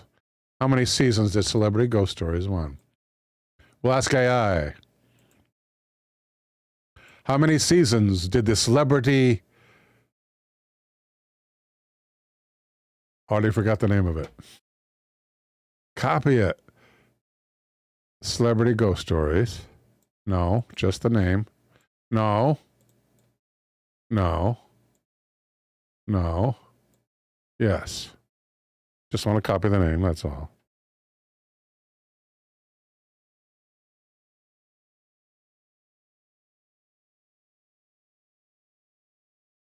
How many seasons did the Celebrity Ghost Stories series run?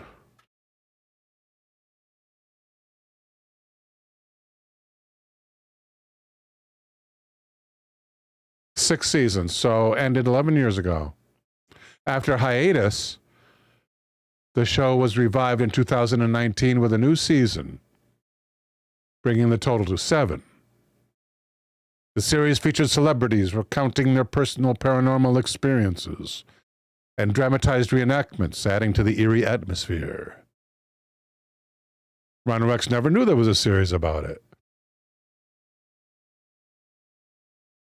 Kanga Kong says she is just coming out of the depression stage. She does not see herself getting angry or bargaining. She says, just in the past 36 hours, I'm starting to get back in life. It's worse at night. He laid against my legs. Huge, beautiful German Shepherd. I shudder to think of the pain I'm going to through when we have to part with our feline. Thank you, Kanga, for sharing.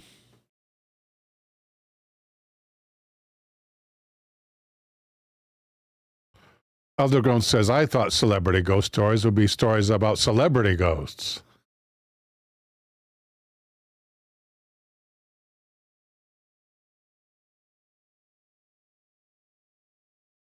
There are some. Lucille Ball, for one, is supposed to have appeared several times. Okay, let's find something where not related to. How do you do that? If we were at Google, we could. We are at Google.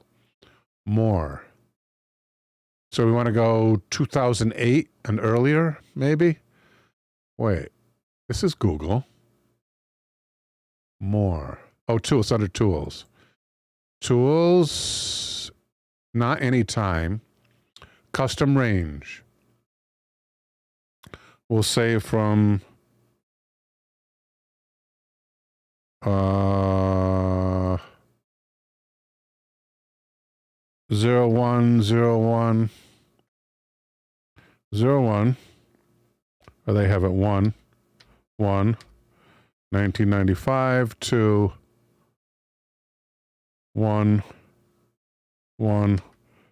2008. I wish I could type 2000 right. And go. 1995, approximately the year where the internet erupted.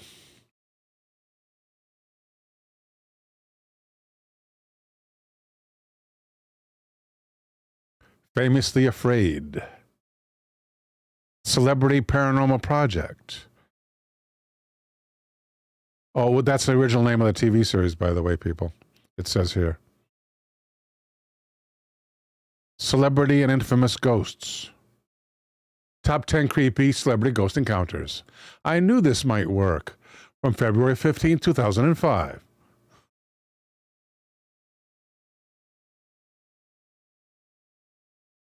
Top 10, you gotta love it, at WatchMojo.com.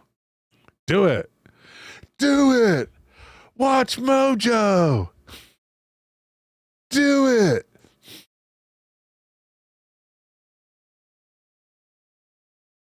Top 10 celebrities who have had creepy ghost encounters. Jessica Alba, Miley Cyrus, Emma Stone, I'm partial to Emma, Selena Gomez, Cher, I'm very partial to Cher. Let's read this one first. Ooh, good idea. Green tea. I just got that idea. Thank you, Gotcha Man, for being the middleman. And thank you, Green tea.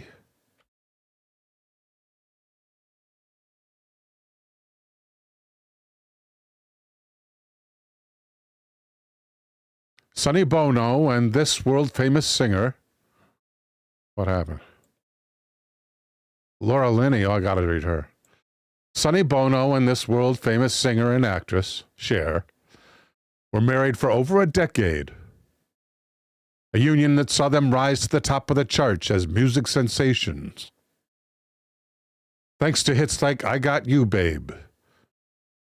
The pair divorced in '75, and Bono tragically died following a skiing accident 24 years later. But the former Mrs. Bono claims that her longtime partner is still with her, still by her side. According to Cher, Bono's spirit resides in her house and occasionally plays with the lights on her classy chandelier. She doesn't believe the spirit means her any harm or ill will, and she doesn't mind the ghostly presence at all. Isn't that a nice story?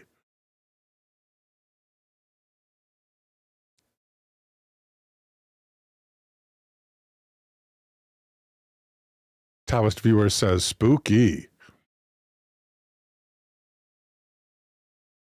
Laura Linney. Broadway's Belasco Theater is one of the oldest playhouses in New York's esteemed theater district, having first opened back in 1907. It's been long claimed that the austere theater is haunted, perhaps by the spirit of its namesake, David Belasco, and that it's not uncommon to see ghostly visions during dress rehearsals. The star of The Big C, as well as Ozark, Laura Linney, claims that during rehearsals for a production in '98, she saw the figure of a woman in a blue dress watching the rehearsals from the balcony, and that it vanished when she looked briefly away. The theater manager later said, "This isn't the first time that this figure has been sighted." I love Laura Linney. Old Man Lenny says, "Love this channel." Love you too, old man. Thank you, Lenny.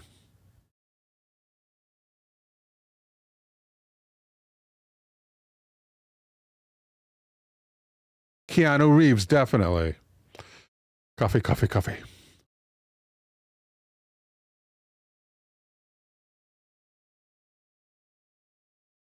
By all accounts, the star of The Matrix and John Wick is one of the nicest guys in Hollywood. I believe it.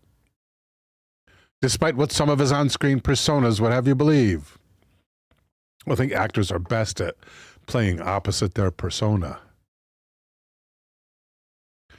Talking with Jimmy Kimmel, the action star excitedly recounted his own brief encounter with the paranormal from when he was a young child.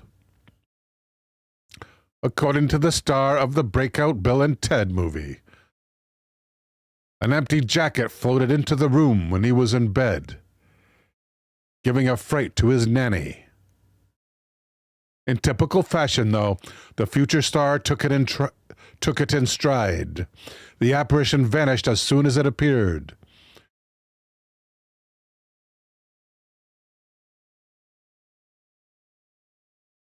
Carrie Fisher. And Oprah. I must read Oprah. It is obligatory. Number 1, Oprah Winfrey. Verpine says, "It's acting." That's from, is that from SNL, Saturday Night Live? Thespian.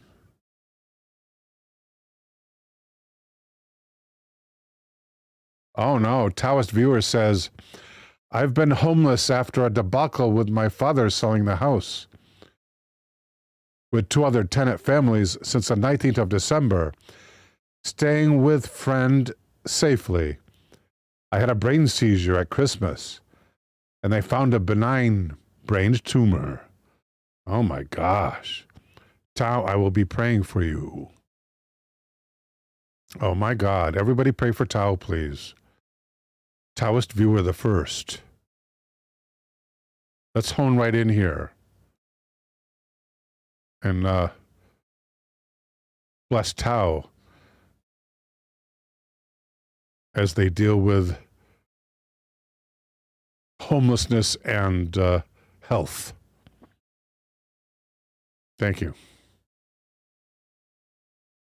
John Lovett's SNL. It's acting. I love John Lovett's. That's right. That's the ticket.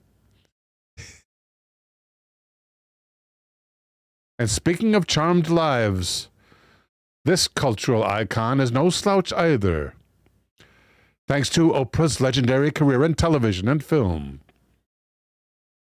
In 2015, she shared a particularly spooky encounter when Asuka Busia, her co-star from the 1985 film The Color Purple, was staying in her home in Chicago. After waking up in the middle of the night, she saw an apparition move across the room and vanish into the wall. The morning after, Busia claims that she had been trying to get the unwanted spirit out of her room and finally pushed it under the door and right into the bedroom of her host. Cool. And it's about that time, people, do not forget. Coming up on Wednesday, the 27th day in which aliens abduct 5 people. They are given devices which, if activated, will destroy the rest of humanity, but not harm the environment. The alternative is the destruction of the entire planet by man's own nuclear folly,